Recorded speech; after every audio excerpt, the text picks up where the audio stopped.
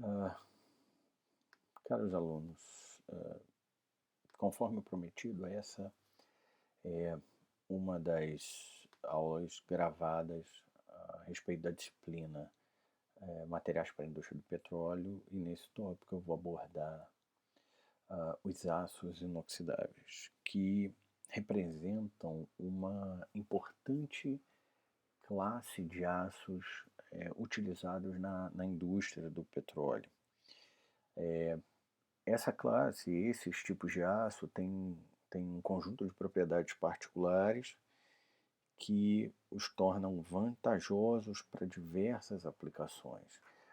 Apresentam diferentes microestruturas dependendo do processo de fabricação e da composição química considerada, mas é, tem uma propriedade única ou uma intenção única de terem alta resistência à corrosão.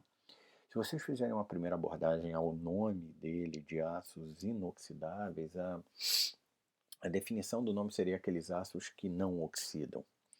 Mas apesar da definição e do nome levar-los a crer isso, na verdade esse aço oxida. Mas ele oxida de uma maneira seletiva, que inibe muito o processo de oxidação per se. Tá? Então,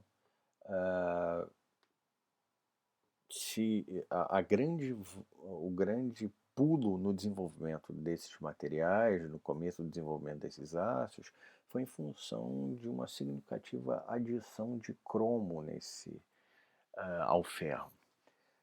Observou-se nos primórdios que a adição de cromo gradativamente reduzia a taxa de corrosão do ferro e que essa queda era significativa e depois ela estabilizava para teores acima de 10%. Então viu-se que com a adição de cerca de 10% de cromo ou mais, tinha-se por consequência uma redução significativa da taxa de corrosão, que significa corrosão, a oxidação do ferro, a transformação do ferro elementar em um óxido, que pode ser Fe2O3, Fe3O4, FeO, enfim. Mas essa oxidação promove um produto que é frágil e não contribui mecanicamente para a resistência do componente. Então viu-se que com a adição desse cromo, promoveu-se uma significativa melhora na resistência à corrosão. E para entender isso, a gente pode observar aqui essa figura, em que é relativa à comparação entre um aço carbono comum e um aço inoxidável. No aço carbono comum, você tem a formação da ferrugem, que nada mais é do que uma camada de óxido, mas essa camada de óxido é significativamente porosa e ela não inibe sobremaneira a penetração do oxigênio, a continuidade da penetração do oxigênio, o que tem por consequência a continuidade da formação de óxido, e isso vai consumindo uma espessura do material, tá? Essa espessura aqui vai sendo consumida e o material vai perdendo espessura, ele vai perdendo seção resistente e com isso vai perdendo propriedade.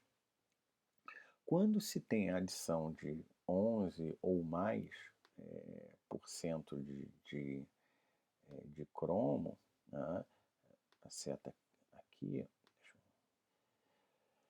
tem-se por consequência a formação de uma camada de óxido, que é um outro tipo de óxido, tá? Conhecido como Cr2O3, e essa camada de óxido, ela, além de ser muito densa, ela é muito aderente ao substrato, que é esse substrato do aço. e com isso inibe em muito a penetração de oxigênio ao longo dessa camada, fazendo com que o próprio processo corrosivo, o próprio processo da continuidade da formação de um óxido que prejudica as propriedades desse aço seja significativamente inibida. Então, nesse sentido, cabe dizer que um aço inoxidável ele oxida, mas ele oxida de uma maneira seletiva e muito mais lenta do que um aço carbono comum. Em função disso, pode-se dizer que a presença de cromo aumenta a resistência à corrosão pela formação de uma fina camada de óxido estável na superfície. Essa camada de óxido é Cr2O3. Contudo, também cabe lembrar que o cromo, como eu já defini em aulas anteriores, ele é um elemento ferritizante, é um elemento alfagênico que estabiliza a fase ferrítica. E existem classes de aços inoxidáveis que são austeníticos, que têm uma estrutura cúbica parcial ou total de austenita, cúbica de face centrada. Então, nesse sentido, se pensou que para outras microestruturas como essas dos aços inoxidáveis, que marcaram, que são a classe mais, a microestrutura mais usada é a austenítica, se usou a benesse dos elementos gamagênicos para serem adicionados a essa microestrutura e para tentar e conseguir estabilizar o campo austenítico nesses aços. Leia-se a adição de níquel, manganês ou até carbono, nitrogênio e elementos gamagênicos. Então, se eu tenho uma quantidade suficiente desses elementos gamagênicos, mesmo com a presença de cromo adicionados, eu consigo reter e estabilizar essa fase cúbica de face centrada, que está em inglês o acrônimo, né, vai ser o CFC, em temperatura ambiente. Tá? Então, resumindo isso, a adição de cromo em ácido de carbono diminui o campo austenítico. Ele favorece a formação de ferrita, porque ele é um alfagênico.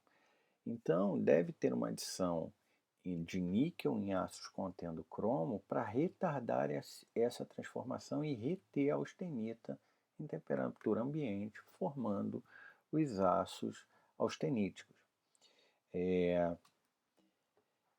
Em função disso, né,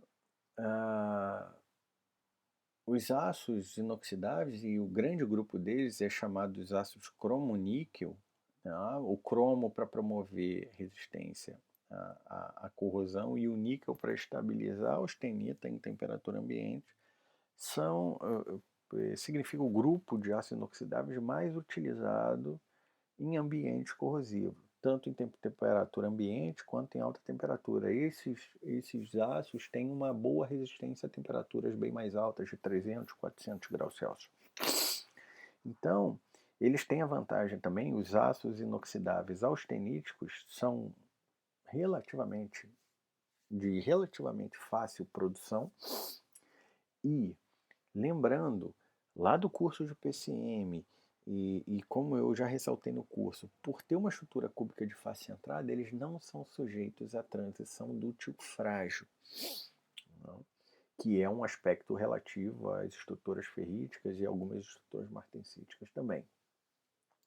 Então, os inox austeníticos, inox aqui é o apelido de inoxidável, dos ácidos inoxidáveis austeníticos, constituem o grupo mais importante dos ácidos inoxidáveis.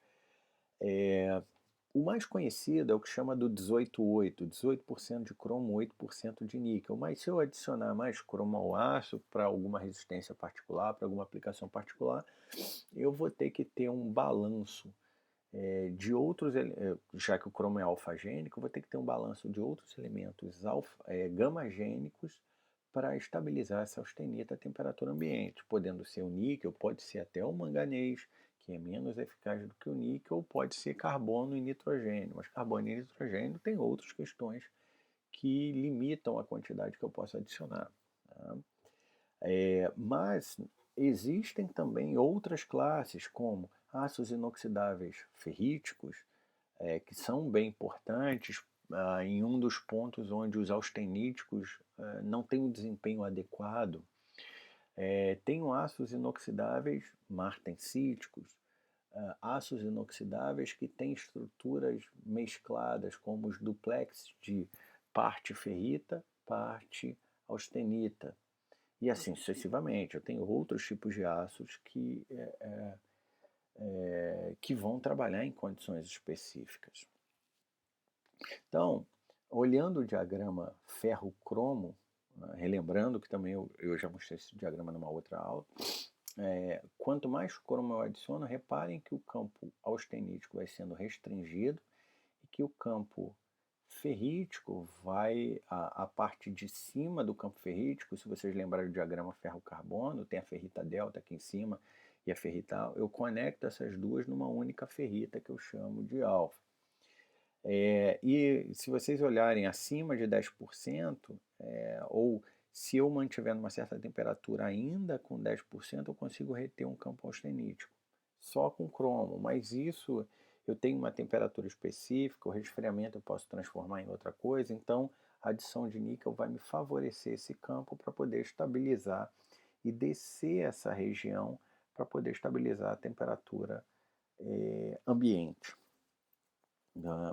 Então, teores de cromo acima, né, de 13% vão produzir ligas basicamente ferríticas. Então, se eu adicionar 13% de cromo, que vai estar aqui, eu estou no campo puramente ferrítico, só vou ter um ácido inoxidável ferrítico por consequência. Entre 12% e 13% nessa região, eu tenho, a 1000 graus, por exemplo, eu tenho algo como austenita mais ferrita, e aquém disso eu tenho somente austenita. Mas como se viu, e eu já mostrei no gráfico para vocês, que teores acima de 10% de cromo vão começar a diminuir muito a resistência à corrosão, eu estou perto dessa transição de austenita em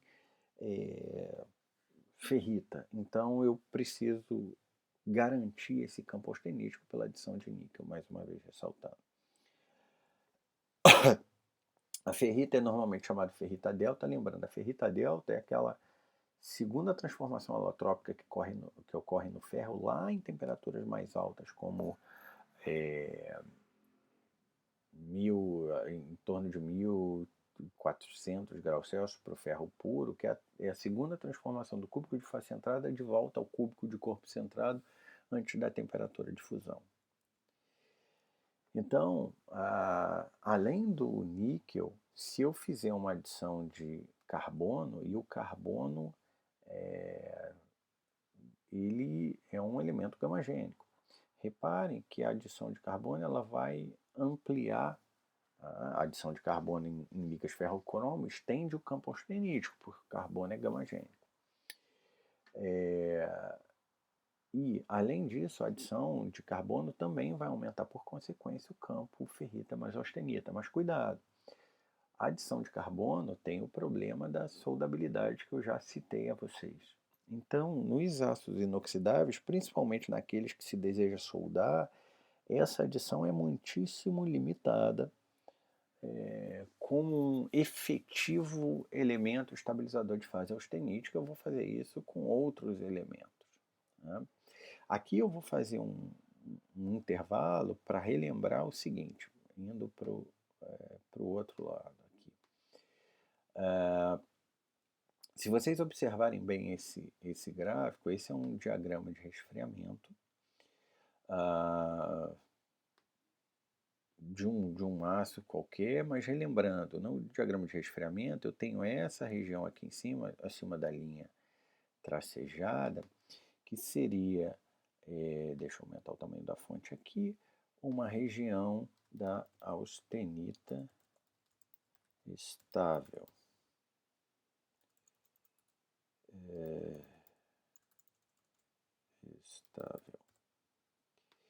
E que essa austenita se perpetua por um tempo indefinido se eu mantiver essa estrutura acima dessas temperaturas aqui, como essa aqui, a C3 e a C1. Quando eu desço a temperatura, eu entro num campo que é esse campo aqui, da austenita instável. Então, austenita instável. Me perdoem não ter o acento, mas aqui o IMAJ não permite, ou fica um bug na acentuação. Eu tenho essa região da austenita instável, em que, com o passar do tempo, ela em algum momento vai se transformar em alguma coisa. Passando o tempo aqui, ela vai se transformar em alguma coisa, porque ela é instável. Se eu tiver uma linha de início da transformação martensítica, que é essa aqui, em temperaturas mais altas do que, por exemplo, a temperatura ambiente, quando eu resfriar esse material à temperatura ambiente, nessa linha vermelha, a primeira, a linha de resfriamento está aqui, eu vou indicar aqui na seta. A primeira linha que vai ser atingida é a linha da martensita. E vai ser formado martensita. A proporção é, se eu tiver a linha de fim aqui, ou de 99%, o que seja, eu vou majoritariamente formar martensita. Porque essa austenita instável aqui, né, ela vai virar martensita. E se eu tiver um resfriamento mais lento, e primeiro ela atingir uma curva de bainita, ou num ainda mais lento, uma curva de ferrita, eu vou formar bainita ou ferrita como consequência, desde que eu atinja essas linhas. Mas, se num primeiro caso eu retardar essas linhas da bainita para tempos bem mais longos, lembrando que essa escala aqui é uma escala logarítmica. E eu já comentei para vocês o princípio relativo da estabilidade. Isso significa que, se eu atrasar essa transformação para um tempo muito longo, muito maior do que o tempo de utilização desse meu componente fabricado desse material, eu vou ter uma estabilidade desse componente durante a sua vida útil. Então, se eu fizer com que o início dessa transformação ocorra em 20 anos e o meu horizonte de vida útil para o meu componente é de 10, 12, 15 anos, então ele vai permanecer durante todo o tempo como uma austenita instável, mas que não vai se transformar nesse período. E com isso eu tenho uma estabilidade do meu material. Né? Mas aí vocês pensariam, mas se eu resfriar, eu vou entrar no campo martensita que forma martensita. Não se eu adicionar um elemento de liga que jogue essa temperatura de início da formação para uma temperatura abaixo, ou bem abaixo da temperatura ambiente. Assim fazendo, eu faço com que, quando eu resfriar a temperatura ambiente, eu permaneça no campo da austenita estável e tenho como consequência austenita.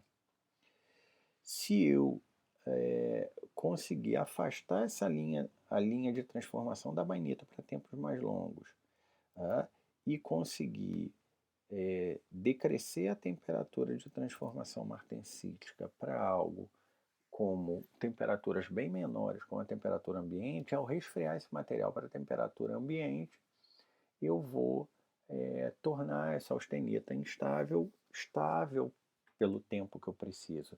E tem uma outra coisa, que a austenita, ao longo do tempo, se você não transformá-la rapidamente, esse rápido é um termo relativo, ela tende a se estabilizar com o tempo.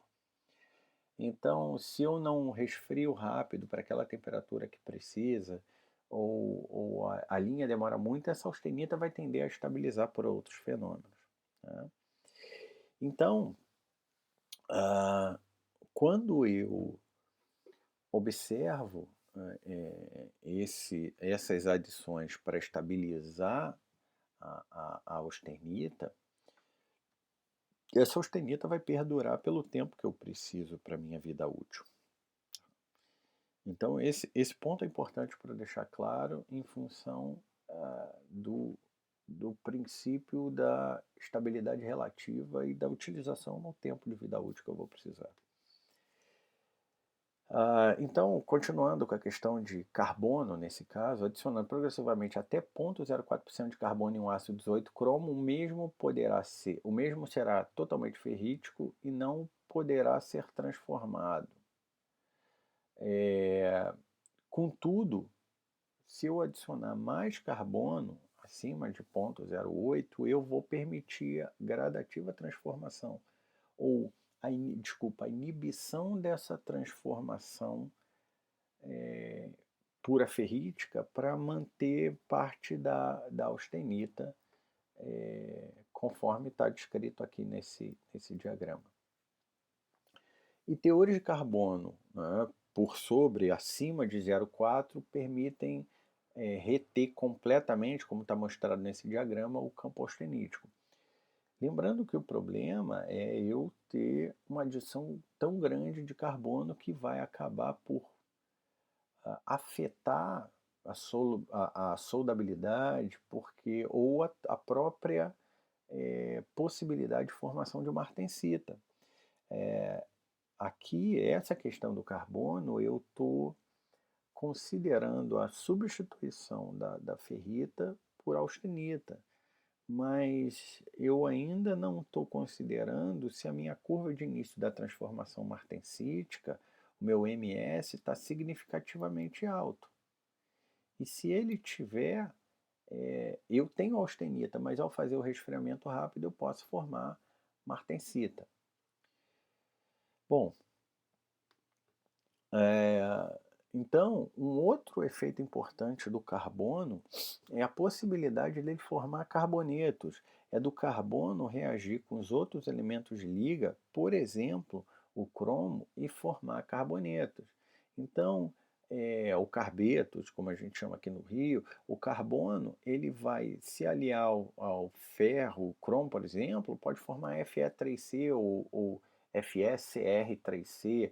A gente usa o M, já que eu tenho uma mescla de elementos de liga, o M de metal ou de metais, de estequiometria 3C, né? De 3 átomos de metal para 1 de carbono. Posso formar M23C6, 23 átomos metálicos, 6 de carbono, ou M7C3, que são carbetos comuns, de ocorrência comum nesses ácidos.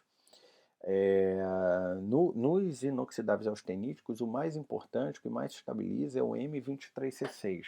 Cuidado, existem alguns aços austeníticos, inclusive, que têm adições de nióbio e titânio, e eles estabilizam outro carbeto que é rico em nióbio e titânio, que é o MC. Estequiometria 1 para 1 metal-carbono, como o NBC, o TIC ou o NBTIC. Esse M23C6 ele vai ser muito importante no processo de resistência à corrosão, na influência, mas não favorecendo, mas podendo desfavorecer num evento chamado sensitização de ácidos inoxidáveis, que vai ser visto um pouquinho mais à frente. Então,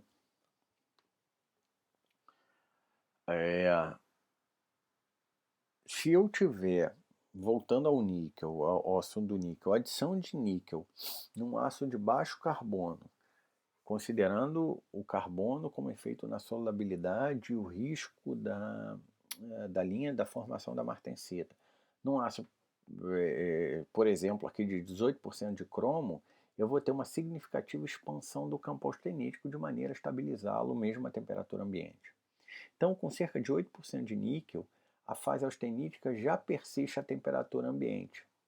Daí o 18,8 que eu falei para vocês, de 18% de cromo e 8% de níquel, ser uma classe muito conhecida e utilizada na própria indústria do petróleo por estabilizar a austenita para essas composições à temperatura ambiente.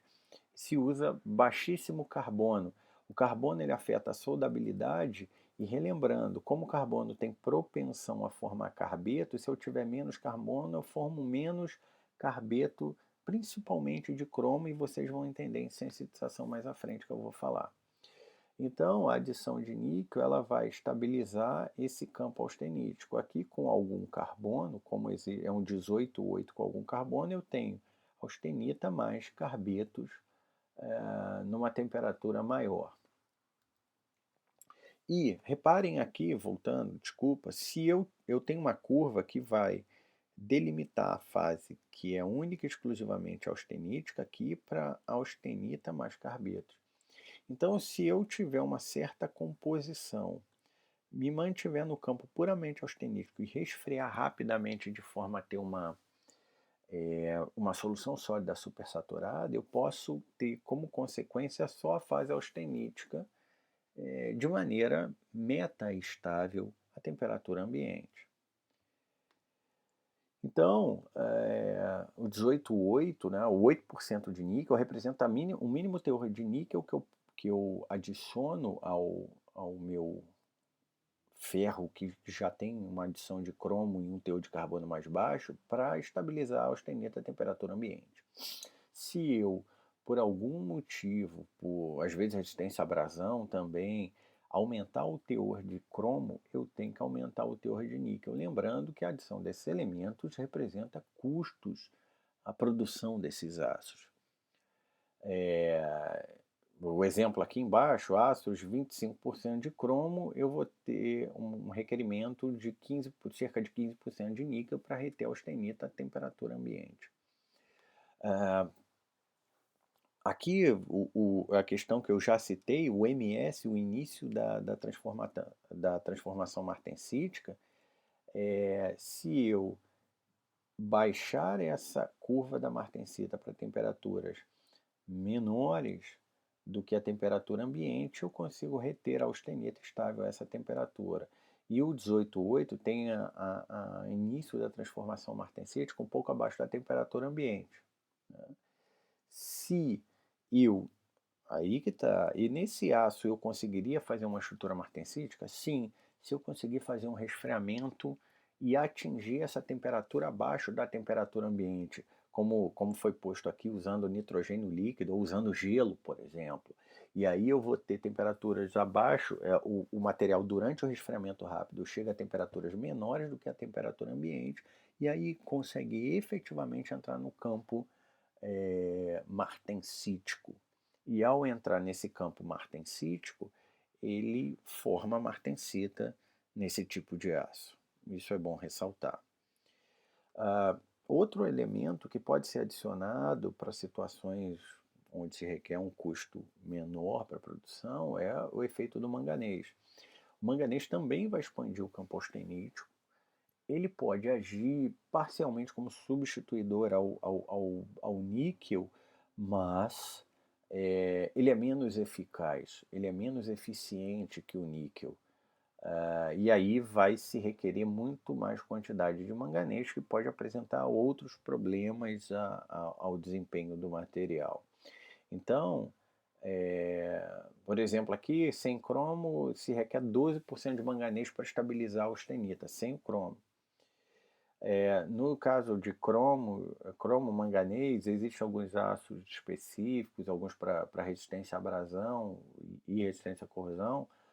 Para 12 a 15% de cromo vão requerer mais do que o 8% de níquel, 12 a 15% de manganês para serem austeníticos à temperatura ambiente e esses ácidos com baixos teores de carbono. Então, pode-se adicionar manganês, é uma solução normalmente mais barata, mas ele é menos eficaz, o que significa que eu tenho que ter mais manganês na minha composição da liga. Outro elemento que pode ser adicionado na busca de a retenção da estrutura austenítica é o nitrogênio. Assim como o carbono, o nitrogênio é um forte elemento gamagênico. Contudo, deve-se ter um certo cuidado. As adições normalmente feitas para nitrogênio são controladas até 0,25%, aqui bem diferente do 8% de níquel. O efeito dele é muito mais poderoso, mas também porque tem uma propensão à formação de nitretos. Existem alguns elementos, o próprio cromo, o nióbio, o titânio, alumínio, caso tenha, que tem uma avidez grande pelo nitrogênio, vão formar nitretos que podem ser fases fragilizantes ao material. Então, o nitrogênio por si só ele é mais útil que o carbono na questão da menor tendência a formar uma fase, como o carbeto de cromo, o que reduz a tendência à sensitização.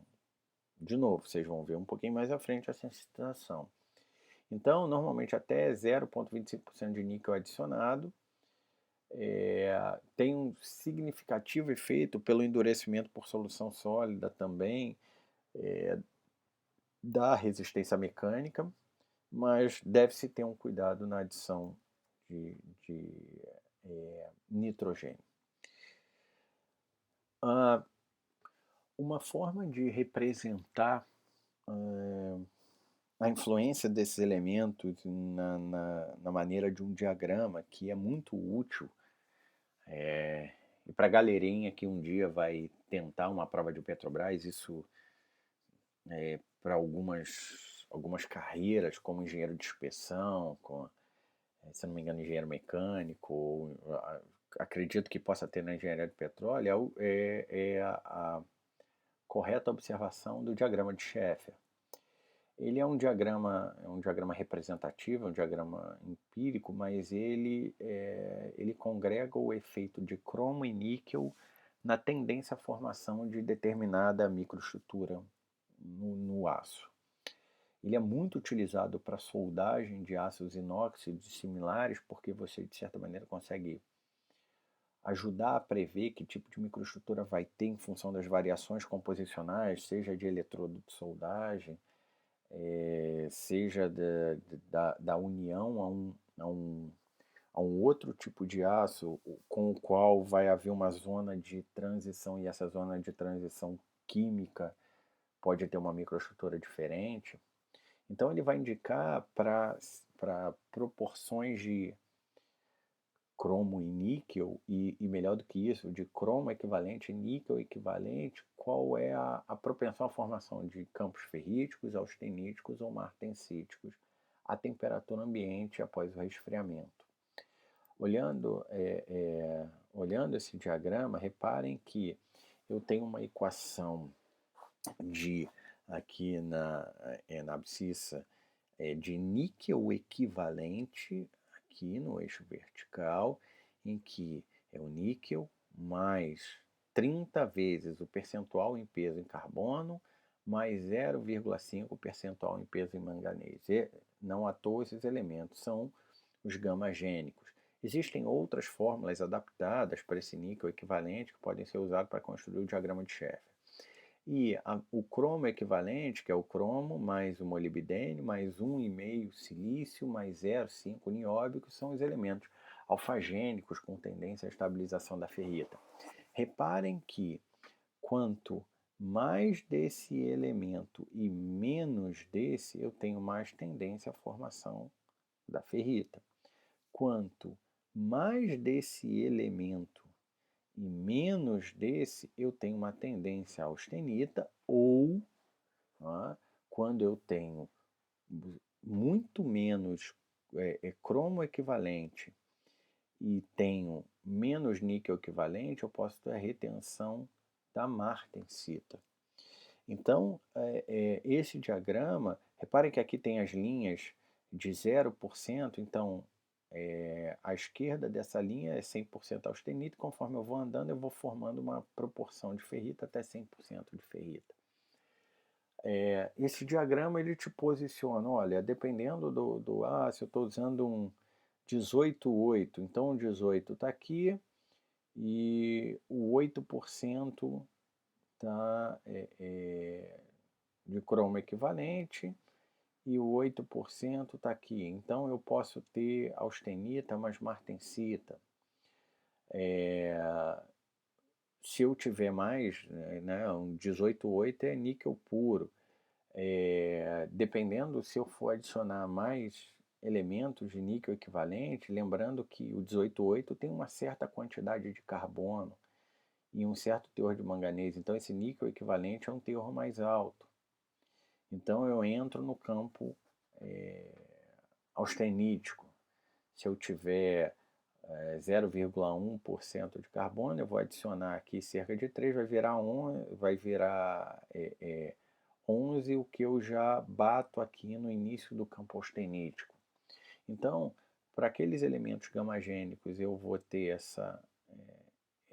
o posicionamento no eixo vertical, e para aqueles elementos alfagênicos ou que atuam de certa maneira como cromo, eu vou ter no eixo X, no eixo horizontal. Então, aqui é uma fórmula um pouco mais ampla. É uma outra alternativa, existem fórmulas diferentes que foram propostas por vários autores do cromo equivalente, o cromo com silício. Repare que é um pouco diferente da fórmula do gráfico anterior: molibdênio, vanádio, alumínio, nióbio, titânio e tungstênio. E o níquel equivalente é uma outra fórmula alternativa com cobalto, com cobre, com nitrogênio. Repare que o nitrogênio é tão efetivo como carbono e muito mais do que os outros elementos substitucionais. Então, dependendo de como eu posiciono níquel e cromo equivalente, eu volto no gráfico e vejo qual seria a minha microestrutura predita para a temperatura ambiente. Relembrando aqui o que eu já falei, a adição de carbono ela tem uma propensão a formar carbetos na minha microestrutura. Exemplo, nos ácidos austeníticos com entre 18 e 30% de cromo, eu vou ter entre 8 e 20% de níquel, entre 0,03 e 0,1% de carbono. Quanto mais carbono eu adicionar, maior a propensão a formar esses carbetos. E lembrando que o limite de solubilidade de carbono é muito baixo para ferrita e relativamente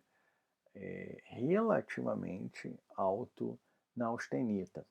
Aqueles 2% do ferro-carbono é para o ferro-carbono. Agora eu tenho uma condição bem diferente, com muito cromo, e esse cromo tem uma avidez pelo carbono e vai tender a formar carbetos. A não ser que, e é a grande sacação do tratamento térmico desse material, eu elevar a temperatura até o campo puramente austenítico e resfriar muito rápido, criando uma solução sólida supersaturada, e com isso eu vou ter uma quase zero, uma baixíssima propensão à formação de carbetos, porque eu fiz uma solução sólida supersaturada em carbono. Então, se eu aquecer esse aço entre 1100 e 1150 graus, tá? Vou voltar ao slide anterior, né? Aumentando de solubilização entre 1050 e 1150, deixaram todo o carbono em solução sólida, em temperaturas mais altas, e promovendo um resfriamento rápido, eu vou ter essa solução sólida supersaturada. Lembrando que, por que a 1050, 1100? Porque o M23C6 ele vai ser estável até 900 graus. Acima disso, eu dissolvo essa fase e ponho o carbono, em solução sólida na estrutura. E esse carbeto, o carboneto, vai ser dissolvido e eu faço uma têmpera, um resfriamento rápido, e tenho uma austenita livre de precipitados em uma solução sólida supersaturada de carbono. Agora, se eu expuser esse material ou fizer algum tratamento térmico intencionalmente ou não intencionalmente entre 500 e 850 graus, eu vou entrar no campo de estabilidade desse carbeto e vou promover a formação dessa fase. Então, voltando aqui, entre 500 e 800, eu vou provocar precipitação do M23C6, não só cromo, mas tem algum ferro nisso, mas é um carbeto rico em cromo, então um Cr23C6.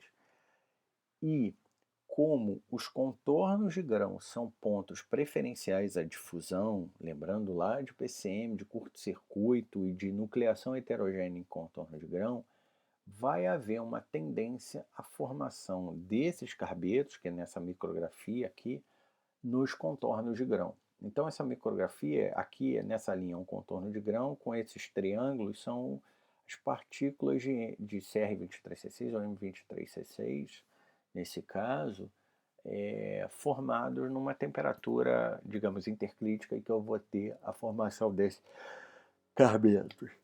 Perdão, pelo bocejo. O problema é que a formação desses carbetos pode induzir um fenômeno chamado sensitização de ácidos inoxidáveis. O problema em si não é especificamente a formação do carbeto por si só, mas efetivamente o que ele tira de cromo da matriz que empobrece localmente o material contra a resistência à corrosão.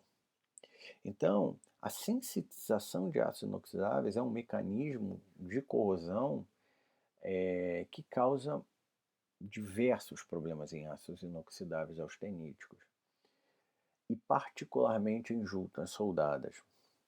O porquê de junta soldada? Eu acabei de dizer para vocês que se eu fizer um tratamento térmico acima de 1000 graus, ok, eu vou dissolver esse carbeto. Mas se eu porventura expuser esse material a temperaturas entre 550 e 900 graus, ou está aqui entre 500 e 850 graus, eu posso ter a formação desses carbetos de cromo no meu material. Por exemplo, se no caso de soldagem, eu já mostrei também isso para vocês, eu tenho um perfil de soldagem, desculpa agora, aqui, reparem que na região da solda eu atinjo a temperatura de fusão do material. Mas existem certas regiões, já que a temperatura vai decrescendo, que vão existir dentro dessa faixa de temperaturas de sensitização. Então, no processo de soldagem, eu posso manter por um determinado tempo uma parte da minha região do material justamente nessa temperatura onde eu tenho a formação desse carbeto. E isso esse processo de sensitização, ele promove um ataque ao longo das regiões de contornos de grão, um ataque seletivo, um ataque corrosivo seletivo ao longo da região de contorno de grão. E por quê? Como eu falei para vocês, o problema por si só não é a precipitação do carbeto. O problema é que a precipitação do carbeto vai demandar o cromo que está ao redor dessa partícula que está se formando. Então, ao redor dessa região, ele vai empobrecer o material de cromo, a matriz de cromo, porque ele vai receber parte desse cromo aqui para formar a partícula. Esse empobrecimento de uma região pobre em cromo para uma região rica em cromo, que é do próprio carbeto, se houver uma exposição a um meio, um eletrólito, por exemplo, que poderia ser a água do mar, vai promover uma pilha nessa região e vai acelerar o processo corrosivo ao longo dos contornos de grão, o que vai favorecer a fratura ao longo dos contornos de grão num processo chamado sensitização, porque essas regiões vão ficar mais sensíveis, vão ficar mais sensibilizadas à corrosão, e a corrosão vai promover uma dissolução local de parte da matriz, o que vai favorecer, como num efeito serrilhado no papel, a ruptura ao longo dos contornos de grão, como nesse caso aqui, o empobrecimento, e aqui tem uma trinca correndo ao longo dos contornos de grão, outras trincas aqui coexistentes. Esse processo é conhecido como sensitização. Então, os carbonetos em contornos de grão podem ter efeitos negativos nas propriedades mecânicas, especialmente na dutilidade. A existência do carbeto, sim, vai favorecer de certa maneira o processo de fratura, porque ele vai promover uma decoesão, mas o principal problema dele é a possibilidade de corrosão intergranular por um empobrecimento da matriz em cromo.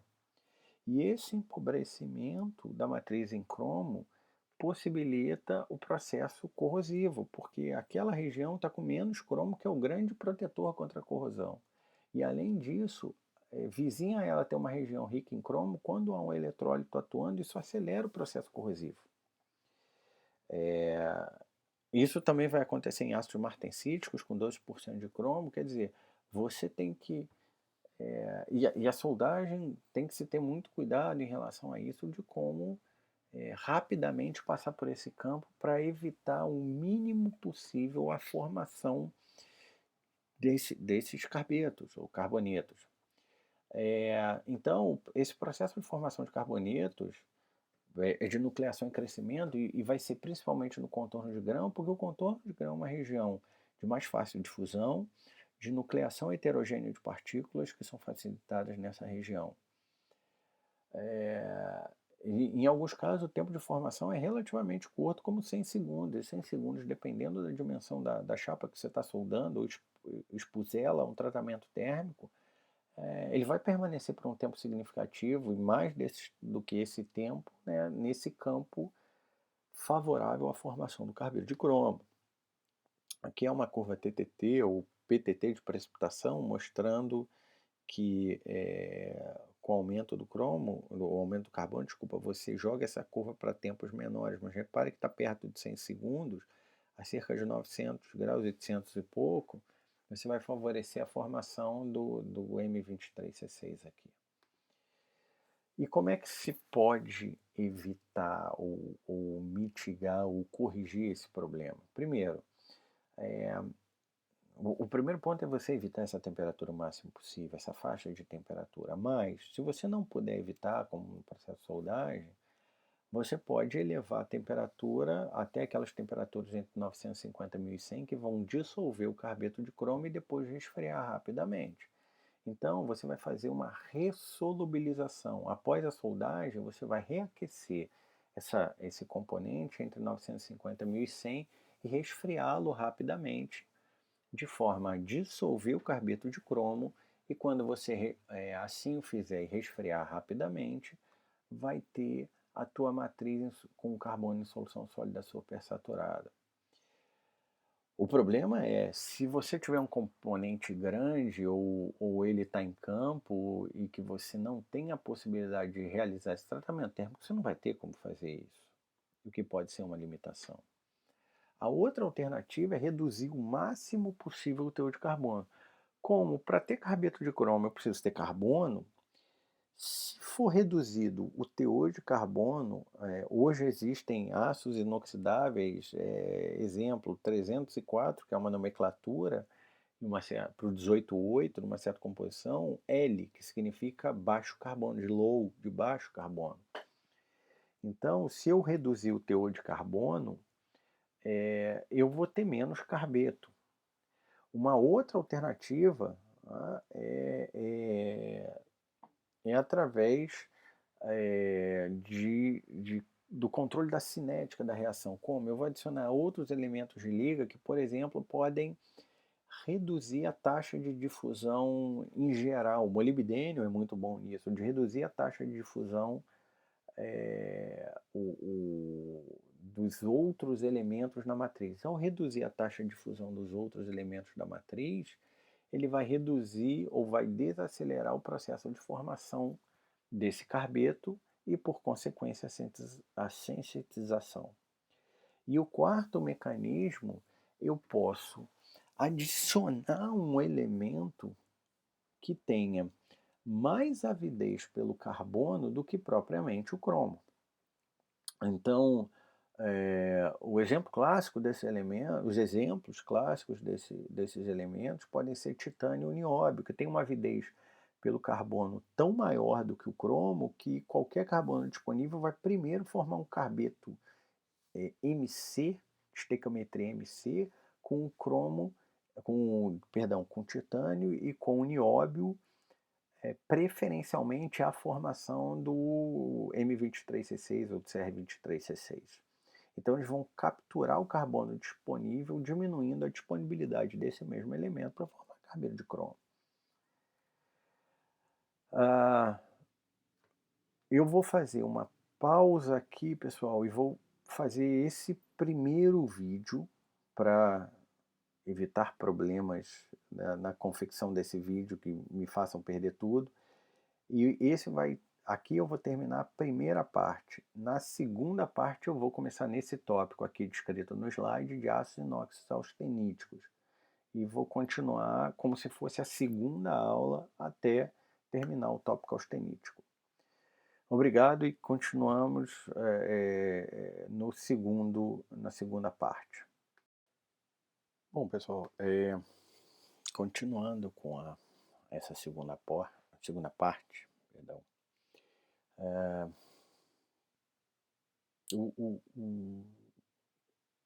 nessa definição dos ácidos inoxidáveis, o mais comum como eu já apresentei na primeira parte, é o chamado 18,8, que é 18% de cromo em peso, 8% de níquel em peso. O 8% de níquel, como também vocês já viram, que é o menor teor possível para manter uma estrutura absolutamente austenítica nesse aço. Então esse 18,8 é muito utilizado na indústria do petróleo também, devido à alta resistência em diversos ambientes corrosivos. Água do mar, por exemplo, 3,5% de NaCl, ambientes ácidos, enfim. Sendo que a resistência à corrosão vai ser maior quanto maior for o teor de níquel. Porém, tem sempre a questão do custo da adição de mais níquel, que é caro na adição da liga. E o incremento, a adição maior de cromo, vai aumentar a resistência à corrosão intergranular, lembrando que deve ser controlado o carbono para não ter aquele problema relatado na primeira parte da sensitização desses aços inoxidáveis. Então, aqui como uma classificação, existem diversas classificações para aços inoxidáveis austeníticos, das mais variadas. Uma dessas é o IZ. Reparem que ela é bem diferente da 1020, 1030, 5160 da SAI. Para aços inoxidáveis é uma outra nomenclatura em que você tem uma nomenclatura 301, 302, 304, 310, 316, 420, uma nomenclatura própria para aços inoxidáveis. Então, o 18,8 é muito conhecido, que aqui é o 304. Então, 0,08% de carbono, algum nitrogênio, 0,03%, 18% de cromo, cerca de 18 a 20% de cromo, normalmente é definida uma faixa, com algum níquel e algum manganês, que é muito comum nesse tipo de aço, uma questão de engotamento contínuo e da supressão de sulfeto de manganês, como vocês já viram também no curso. Outro também muito utilizado é o 316, 0,08% de carbono, 16 a 18% de cromo, um pouco menos de cromo, mas em compensação ele tem um pouco mais de molibdênio, perdão, para compensar esse cromo e para promover mais resistência ao pitch, e um pouco mais de níquel para ter uma melhor resistência à corrosão, 10 a 14%. Existem umas variantes que provavelmente vocês vão ver, 304L, 316L, L vem de low, de baixo carbono, então os teores de carbono são menores. Tem outros estabilizados ao titânio e ao nióbio, então você vai botar titânio e nióbio para capturar também parte desse carbono e reduzir problema de sensitização. Exemplo, 321, que tem alguma adição já de titânio, ou 347, que tem uma adição de nióbio relativa. Reparem que a adição de titânio e nióbio é relativa ao percentual de carbono, justamente como uma função de travamento desse carbono para evitar o problema de sensitização. Dito isso, os ácidos inoxidáveis austeníticos são os mais usados, mas eles têm limitações. E uma delas é a susceptibilidade desse aço a um fenômeno chamado corrosão sob tensão, em que você vai ter a formação de trincas em, em componentes de aço inoxidável que são submetidos a carregamentos. Esse fenômeno é particularmente problemático na presença de íons cloretos, por exemplo, íons cloretos provenientes da água do mar, do cloreto de sódio da água. Tá? Poucos ppm, né? Aqui poucos ppm, ppm vem de partes por milhão, então uma concentração muito baixa desses íons cloretos é suficiente para ativar um processo de corrosão sob tensão nesses austeníticos. É uma fratura intergranular, né? A corrosão sob tensão vai se caracterizar por uma fratura intergranular e facilmente desenvolvendo a presença de cloreto e temperatura. A temperatura aí é uma temperatura um pouco mais alta, mas uma temperatura perto da temperatura ambiente. E a adição de níquel reduz a corrosão sob tensão. O problema é você ter o custo envolvido na adição de níquel crescente nesses aços. E para aumentar ou para a possibilidade de soldá-lo, a sua soldabilidade, dado o problema da sensitização que eu já mostrei para vocês, podendo ser associado a um processo de soldagem, vão existir as classes L, então, como eu falei para vocês, 304L, 316L, em que em vez daquele 0,08%, ele vai ser menor do que 0,03%, principalmente naqueles ácidos que vão ser soldados e você quer reduzir a propensão à sensitização desses ácidos. Contudo, apesar de serem muito utilizados, eles não são tão resistentes quanto outras classes de aço. Então, eles têm uma excelente utilidade, em torno ou mais de 50% em tração de alongamento percentual, que está aqui embaixo, mas o limite de escoamento e o limite de resistência são relativamente baixos. Apesar dele ter uma boa capacidade de trabalhar em temperaturas maiores, na faixa de 300, 400 graus, mas a resistência mecânica, se você for comparar com outros aços que já foram apresentados no curso, de 800, 900, 1000 megapascal de limite de escoamento, é relativamente baixo. Então, você vai ter uma certa limitação. Uma outra alternativa para aços inoxidáveis, aí saindo desses aços 304, 316, são aqueles aços para altas temperaturas. E aí, altas temperaturas, vocês já viram ao longo do curso, o exemplo dos aços HPs, que você tem uma quantidade grande de cromo e níquel em teores bem maiores do que os inoxidáveis do 188 ou 304, 316, 321, enfim. Eles, se a gente for pensar na parte da cadeia do petróleo, vão ser mais para refinarias ou processos produtivos, onde você vai precisar de temperaturas bem mais altas, 700, 800, até 900 graus em operação. Então, são os aços da série H, então tem o HA, HB, HC, HD, enfim, com altos teores de cromo e níquel. Então, aqui tem o caso do 25% de cromo, 20% níquel, com algum titânio e nióbio, mas tem o HP, que já foi passível até de algumas apresentações que vocês viram, onde você tem 25% de cromo e 34, 35% de níquel. Como esses aços têm uma quantidade grande de elementos de liga, como cromo, níquel, nióbio, titânio, em alguns casos tungstênio, molibdênio, zircônio, enfim. Existe uma grande gama de fases intermetálicas que podem ser formadas, algumas intencionalmente projetadas para aumentar a resistência em alta temperatura, exemplo, precipitados endurecedores como carbetos de cromo, carbetos de nióbio e titânio, E isso vai promover o endurecimento e precipitação ao longo da vida útil, como nos ácidos HP modificados ao nióbio de titânio. Mas fases frágeis podem acontecer, como fase G, sigma, dependendo das condições de temperatura. E outro ponto importante é o custo relativo à adição significativa desses elementos de liga, o que encarece muito.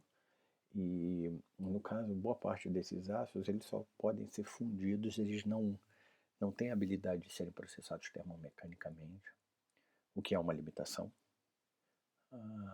E as suas propriedades mecânicas têm alta resistência a alta temperatura, mas têm uma dutilidade relativamente baixa, que deve ser um cuidado, deve-se tomar um cuidado em relação a esses ácidos. Então, além desses ácidos, tem outros tipos, quer dizer, existem também os ácidos inoxidáveis ferríticos, em que você vai ter um teor alto de cromo, carbono baixo, outros elementos de liga, tem o níquel em teores menores, de maneira a você estabilizar a fase ferrítica em temperatura ambiente e mantê-la nas diferentes condições. Ácidos inoxidáveis martensíticos com 12 a 17% de cromo, quer dizer, e teores maiores de carbono para elevar a temperatura MS, a temperatura de início de transformação martensítica, e ao longo do resfriamento, como eu mostrei para vocês, e eu ter essa linha mais vantajosa em temperaturas mais altas e promover mais facilmente a transformação martensítica. Então, são endurecidos da mesma forma que os outros ácidos, quer dizer, têmpera e revenido, e vão promover alta resistência mecânica em função da martensita para os teores maiores de carbono. Especificamente sobre os ácidos inoxidáveis ferríticos, né, já é dito sabido a estrutura ferrítica alfa, que vai se valer dos elementos alfagênicos, daí estrutura cúbica de corpo centrado, aqui o acrônimo em inglês, e eles vão ser, tem um custo menor por ter menos níquel, mas não vão ter a mesma qualidade de resistência à corrosão. E a sua dutilidade e soldabilidade também vão ser limitadas, além do que pode ocorrer transição dútil frágil nesse tipo de material. Então tem certas questões sempre a se considerar em relação à tenacidade da fratura do material. Mas eles têm uma vantagem de não serem tão suscetíveis à corrosão sob tensão quanto os ácidos austeníticos, e isso é uma vantagem sobre certos aspectos de cloretos, de ioncloretos.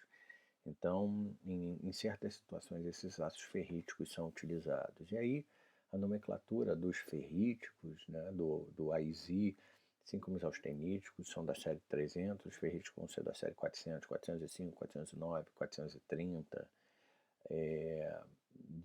em que você tem um alto teor de cromo, percebam aqui o alto teor de cromo, em alguns casos adição de alumínio, para controle de óxidos e aspectos relacionados, ou titânio adicionado para absorver esse carbono em solução sólida e evitar o seu efeito austenitizante nesse caso. Não é nem tanto em relação à sensitização, o que pode ser um problema também, mas também para tirar o carbono como elemento austenitizante. Então 436, que aí já tem algum molibdênio, que o molibdênio, de novo, vai atuar reduzindo o coeficiente de difusão em geral na liga, mas também resistência a pitch. E outros átomos com maiores teores. Perceba aqui os maiores teores de níquel, de cromo, de 20 a 25% de cromo no material. E as propriedades mecânicas, quer dizer, aqui meganewton por metro quadrado, a gente pode pensar no megapascal, de entre 300 e 340 megapascal de limite de escoamento e 500 de limite de escoamento, não muito diferente daqueles valores dos aços inoxidáveis austeníticos. Há também os aços inoxidáveis martensíticos, onde são ligas também ferro-cromo, mas com maiores teores de carbono em função da necessidade de se incrementar a curva de início de formação da martensita para valores e deslocar a curva de formação de outras fases de maneira que o resfriamento tenha por consequência a formação de martensita. Então, são chamados martensíticos, você vai ter uma estrutura martensítica após a austenitização e têmpera, que é o processo de formação da martensita. Nesse caso, tem-se a necessidade de controlar essa relação cromo-carbono de maneira, como acabei de dizer, assim como o níquel, para você controlar a temperatura de início da formação martensítica, que é o MS, quer dizer, não decrescer muito essa temperatura para uma faixa onde seja inviável você produzir uma microestrutura totalmente ou parcialmente martensítica em função do início e do fim do processo também. Vão ter uma resistência à corrosão relativamente baixa se comparada aos ferríticos e aos austeníticos, mas em comparação tem grande ganho em resistência mecânica. Um exemplo clássico de ácido inoxidável martensítico em uso são as facas que a gente tem no nosso dia a dia, utensílios domésticos, em que nós temos, se precisa de um fio de corte que permaneça durante muito tempo, mas também precisa-se de um utensílio com resistência à corrosão, para lavagem no processo. Então, daí se utilizar aço inoxidável martensítico para promover essa resistência mecânica necessária, que um austenítico e um ferrítico não teriam. E não é uma aplicação tão crítica quanto certas aplicações de petróleo. Mas, enfim, nessas aplicações da indústria do petróleo também se usa, porque apesar de você sacrificar um pouco dessa resistência à corrosão, você vai ter ganhos significativos na resistência mecânica. E aqui, como nessa tabela, lista outras classes, né? 403, perdão que eu falei 410 como se fosse um ferrítico, 410, 414, 420 são aços martensíticos. Reparem, os teores são significativamente maiores do que os ferríticos de carbono, e os teores de cromo um pouco menores, 12% contra 0,15 de carbono. Como cutelaria, instrumentos cirúrgicos, vários instrumentos de corte cirúrgico são feitos e até alguns implantes de aços inoxidáveis martensíticos. O bisturi, por exemplo, é um caso. Válvulas, molas, componentes em que você precisa de uma resistência mecânica apreciável face a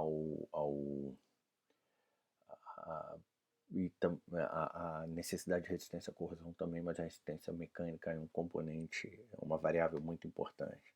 Então, reparem que 422 com molibdênio, vanádio, tungstênio, adições pontuais para promover propriedades particulares, mas no bojo do processo há necessidade de resistência mecânica e resistência à corrosão, mas a resistência mecânica tem um peso mais importante, não do que a resistência à corrosão, mas em comparação proporcionalmente aos aços austeníticos e ferríticos. Então a microestrutura é uma microestrutura martensítica, assim como nos outros aços, e depois essa microestrutura vai ser revenida para a formação dos carbonetos ou dos carbetos, que vão aliviar um pouco as tensões internas, reduzir um pouco a resistência, mas ter uma recuperação da dutilidade apreciável. Só o exemplo de uma curva TTT de um 12% cromo, 0,1 um aço martensítico. Reparem que o tempo para a formação na região da austenita instável, que está aqui embaixo, é grande, e as temperaturas em graus Celsius está aqui nesse eixo, em torno de 300 a 400 graus, entre 300 e 400 graus você tem o MS, que é o início da transformação martensítica, e quando baixa um pouco de 300 você já tem 90% da microestrutura transformada em martensita. Então, ao deslocar a curva para a direita e ao subir com a curva de início e de uma fração significativa de martensita de 90%, você facilita muito o processo de formação de martensita nesses aços. Então, a resistência à corrosão é pobre dentre os inox. Cuidado com esse termo, que significa que, em comparação aos austeníticos e aos ferríticos, ela é pobre, mas é muito melhor do que de um aço carbono.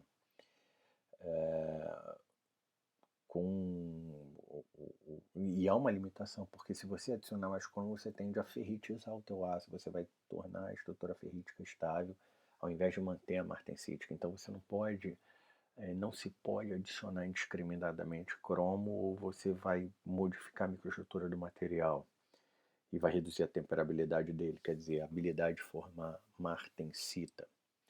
E como eu falei, visam alta resistência à dureza com alguma resistência à corrosão. Continuando, o que foi tratado até agora são microestruturas singulares ou únicas, em que você tem ou martensita, ou austenita, ou ferrita, enfim. Mas existe a possibilidade de você congregar mais de uma microestrutura fazendo os aços inoxidáveis duplex, por exemplo. Então, trata-se quase como uma classe separada. É um intermediário, o principal duplex é um intermediário entre o ferrítico e o austenítico, o 2205, o SAF 2205, o SAF 2507, são nomenclaturas de um dos principais fabricantes mundiais de aço inoxidável duplex, que é a Sandvik, que é sueca. Então, é uma classe em que eu vou vai se congregar ferrita e austenita, principalmente, em uma forma sinérgica em que se busque o melhor desempenho geral pela agregação da melhor característica de cada uma das suas microestruturas. Então, eu vou buscar na ferrita desse aço uma boa resistência à corrosão sob tensão, que a austenita não tem.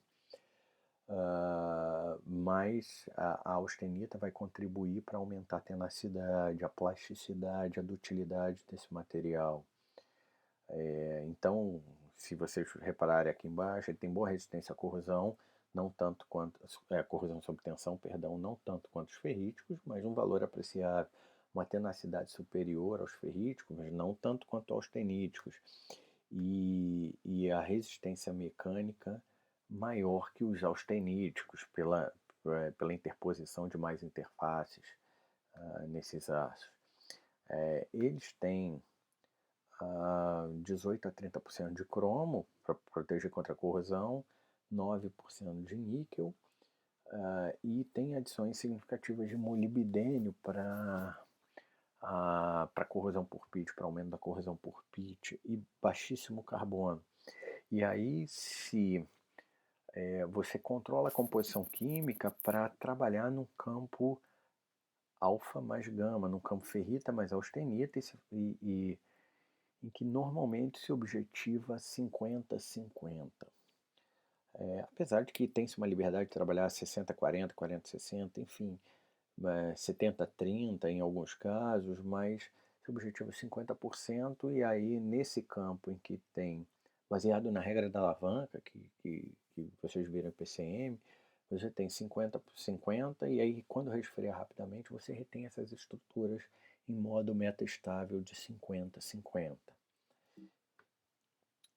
Então, existem várias classes de aço, como o SAF 2205, como eu falei para vocês, o 2507, o 2205, reparem, 22% de cromo, 5,5% de níquel, 3% de molibdênio. Em alguns aços há adições importantes de nitrogênio para aumentar a resistência à corrosão por pitch, existe um índice que é muito utilizado na indústria do petróleo, chamado PRE, de Pitching Resistance Equivalent, em que, baseado na composição, você adiciona elementos para promover mais resistência ao pitch, porque o pitch é uma cavidade muito aguda que dali pode surgir uma trinca, seja de fadiga ou trinca de corrosão sob tensão, e fraturar o teu material. Então, certos elementos são adicionados para promover mais resistência à corrosão. E aí eles têm propriedades mecânicas importantes ou relativamente altas em comparação ao austenítico, por exemplo, de 410 a 450 no 2205 de limite de escoamento e de 680 a 900 de limite de resistência. Deixa eu tirar minha cara da frente do slide aqui embaixo com alongamento em torno de 20%. Então esses materiais têm problemas de soldabilidade, eles são de difícil soldabilidade, mas atualmente são muito utilizados na indústria do petróleo. Bom,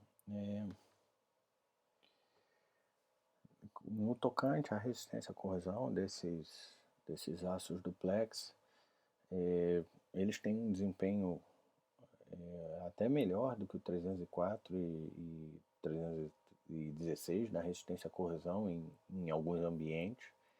Resistência ao pitching, né, ou resistência aos pitches, superior ao 304 e 316 pela questão da adição de molibdênio, nitrogênio, né?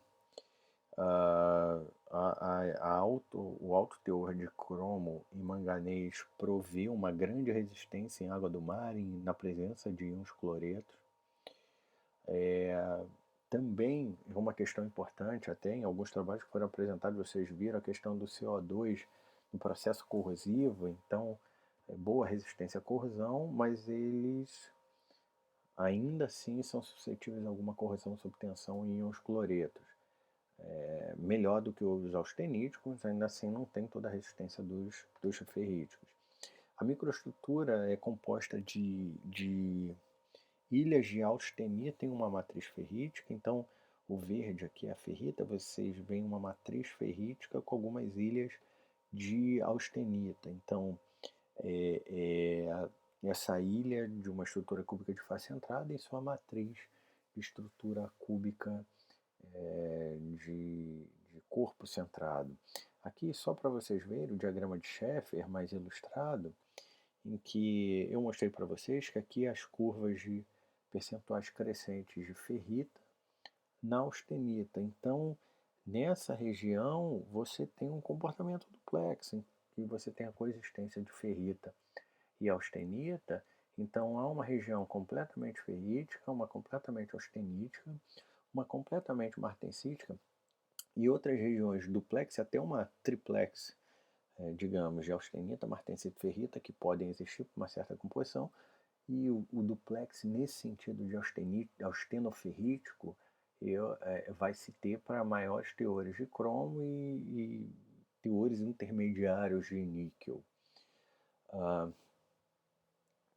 Então, reparem aqui na questão da resistência mecânica do duplex, em que também por ter mais interfaces, esse tipo de microestrutura de matriz ferrítica com muitas ilhas de austenita promover muitas interfaces e isso ser por si só um mecanismo de endurecimento, reparem que ele vai ter uma resistência mecânica até superior aos outros dois casos, porque esse tipo de microestrutura vai promover mais barreiras à movimentação das discordâncias, com uma dutilidade melhor do que o ferrítico, mas não tão boa quanto o austenítico. Mas a resistência mecânica ela é importante nesse aspecto. Aqui eu peguei como exemplo de uma tabela de vários tipos de aços inoxidáveis, de nomenclatura de aços inoxidáveis, como os austeníticos, e aí o 301 da série 300, o 904, que é um austenítico de alta resistência à corrosão, o 904L, aços da série ferrítica, de série 400, 409, 430, 430 e outras nomenclaturas, F20, Tem o F1314, que é um aço é, é, é, ferrítico para aplicações biomédicas, enfim, diferentes casos. Os ácidos inoxidáveis do Plex, 2101, 2304, 2205, 2507, 2507 Cu com adição de cobre. Os martensíticos tem um aço muito, o 174pH, que é um aço endurecido por precipitação. Aqui não são listados os ácidos HP, quer dizer, que podem ter. E aí as composições, isso é de um fabricante que mostra os diferentes graus de aço, suas composições, suas propriedades. Quer dizer, os fabricantes normalmente montam esses datasheets com informações sobre os aços que eles fabricam e diferentes tipos de aço, então isso está amplamente presente na literatura. E para vocês saberem, a bibliografia utilizada foi o livro do Badesha e o Honeycomb de aços, e o livro do Smith também de ligas de engenharia, de estrutura e propriedade. E pessoal, isso conclui a segunda parte da apresentação sobre aços inoxidáveis. Essas duas apresentações vão congregar a primeira e a segunda aulas sobre esse tema. Bom, e no próximo tópico eu já vou para outro tipo de aço, e aqui eu encerro a parte de aços inoxidáveis. Obrigado e até a próxima aula.